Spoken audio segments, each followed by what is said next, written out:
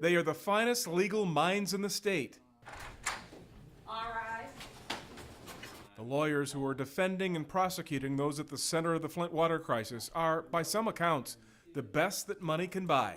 Lawyers are making money off of the Flint water crisis. When an EPA administrator is brought in to testify for the prosecution from Chicago, put up at a local hotel, taken to restaurants, driven downtown to the courthouse, who's paying for all that? You. There's nowhere in the rule of 702 that says it's got to be peer reviewed. The Royal Oak law firm of Todd Flood stands to gain the most from all of this.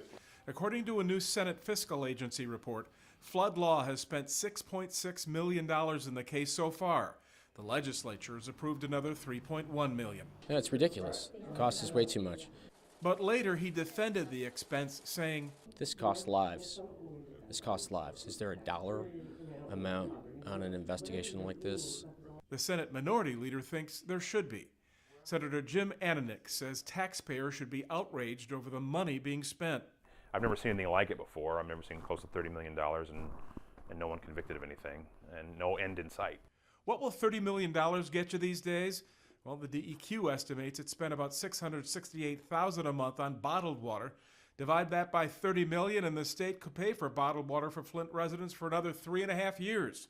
Or put another way, Flint estimates pipe replacement at about $7,500 per home. With $30 million, you could replace pipes in 4,000 homes.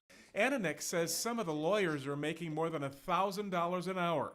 He authored a bill to cap the legal fees at $150 an hour, but the Senate turned him down. It's just ridiculous. The courtrooms are packed with lawyers for the water crisis hearings. In most cases, each defendant has more than one lawyer. Former Flint Public Works Director Howard Croft is represented by attorney James White. I'm unable to comment. Thank you. All right, but do you think that the lawyers are getting, rich off of this? I'm not aware of anybody getting rich. Just doing the job. But $30 million, doesn't it sound like a lot of money? I haven't received $30 million. That's news to me. Are the lawyers getting rich over the Flint water crisis? Oh yeah, there's no question about it. But a Kettering University professor who testified during a preliminary hearing says money got Flint into the water crisis, so this isn't the time to pinch pennies. I don't think that now is a time to talk about cost being a factor in whether or not justice is served. Do they have a blank check? Ananich says an administrative board decides how much more money the lawyers will get. That board consists of representatives from the governor's office, the attorney general, and the secretary of state. In this case, they control the checkbook. Where does that leave taxpayers? All the folks involved in this, they're basically giving you the big middle finger. And, that's not what government's supposed to do. Like, I know a lot of people are cynical right now, they're angry about government, but I think we can all agree this is not supposed to happen. And it's far from over.